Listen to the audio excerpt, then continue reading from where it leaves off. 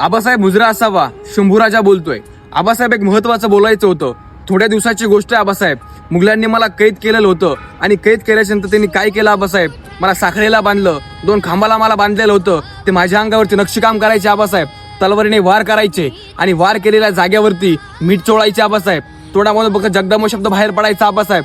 ऐका ना आबासाहेब, एके दिवसाची गोष्ट आहे आबासाहेब. काय झालं माहितीये का, त्यांनी 2 खेळे घेतले, माझ्या डोळ्यामध्ये घातले आबासाहेब. त्या डोळ्याने हे अवघं स्वराज्य मी बघितलं ना आबासाहेब, ते डोळे आता नाहीसे झालेले होते आबासाहेब. दुसऱ्या दिवसाची गोष्ट होती, त्यांनी माझ्या कानामध्ये गरम तेल ओतलं आबासाहेब. आबासाहेब ऐका ना, ज्या कानाने आऊसाहेबांचा आवाज ऐकला, त्या कानाने तुमचा आवाज ऐकला आबासाहेब. ज्या कानाने आयुष्यभर फक्त आणि फक्त या स्वराज्याची कीर्ती ऐकली आबासाहेब, ज्या कानाने जगदंब शब्द ऐकला ना आबासाहेब, ते कान आता नाहीसे झाले होते आबासाहेब. आबासाहेब ऐका ना, त्यांनी काय केलं, एके दिवसाची गोष्ट आहे आबासाहेब. त्यांनी माझी जीभ काढली आबासाहेब.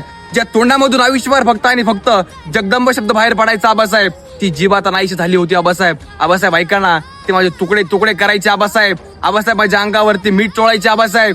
एके दिवसाची गोष्ट आहे आबासाहेब. त्यांनी काय केलं माहितीये का, त्यांना वरून आदेश आला की शंभूराजाची मान, त्यांची गर्दन कापून टाका. त्यांनी खरंच आबासाहेब, त्यांनी काय केलं माहितीये का, तलवारीने माझी गर्दन कापली आबासाहेब. आबासाहेब मी शेवटपर्यंत लढलो आबासाहेब. याचं कारण आहे आबासाहेब की तुम्ही मला नेहमी सांगायचे आबासाहेब की शंभूराजे, तुम्ही शूर आबांचे शूर छावे आहात. श्वास हे गाणं